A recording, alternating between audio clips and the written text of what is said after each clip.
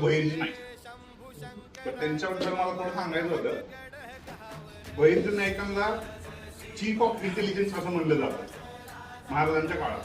म्हणजे म्हणायचे तर ते का बहिर्जी नाईकांची आणि महाराजांची ओळख झाली होती सह्याद्रीच्या म्हणजे जंगल एरियामध्येच झाली होती. महाराज फिरत होते त्यावेळेस. तर त्यावेळेस ओळख झाली आणि त्यावेळेस पण बहिर्जी नाईक एक वेगळ्या रूपात आले होते. तर ते रूप महाराजांना पण ओळखता आलं नाही.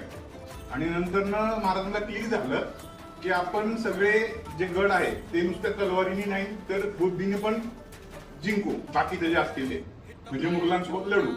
म्हणून त्यांनी बहिर्जी नाईकांना टीम मध्ये घेतलं.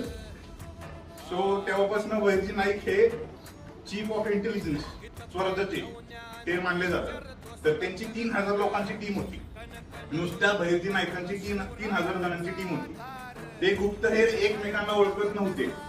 आता जर आपण बघितलं रॉ म्हणा बाकीच्या इंडियामध्ये जे एजन्सी चालतात इंटेलिजन्स ब्युरोसाठी, त्यात आपण सगळ्यांचा डेटा माहित असतो.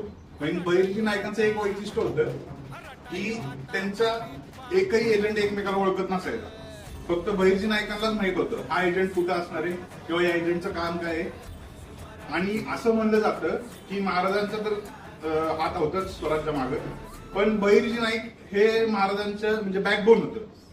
का तर काही लढाया आपण बुद्धीने जिंकल्या असं म्हणलं जातं. सो त्याच एक एक्झाम्पल म्हणून आपण देऊ शकतो की सुरतची लूट होती. सुरतला जी लूट झाली होती ती लूट होण्याआधी जवळपास बरेच महिने बहिर्जी नाईक सुरतमध्ये होते.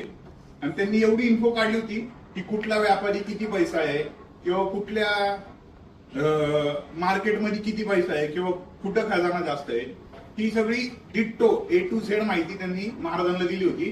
त्यामुळे ती सुरतेची लूट जी होती ती सक्सेसफुल झाली. आणि एवढं आपल्याला त्यावेळेस मिळालं सोनं किंवा काय असेल ते ट्रेजरी, त्याच्यामुळं बरेच वर्ष स्वराज्याचं पुढचं हे चाललं, फायनान्स चाललं. ती एक लूट होती. त्याच्यानंतर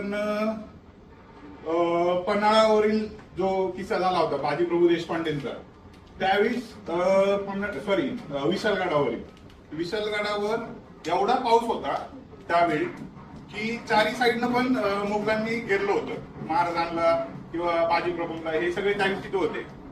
तर बहिर्जी नाईक त्या पावसात पण त्या किल्ल्याला बाहेर आले आणि त्यांनी सगळा म्हणजे तो जो चारी बाजूने वेढा घातला होता तो फिरला. आणि कुठल्या टायमिंगला तिथला जो त्यांची जी फौज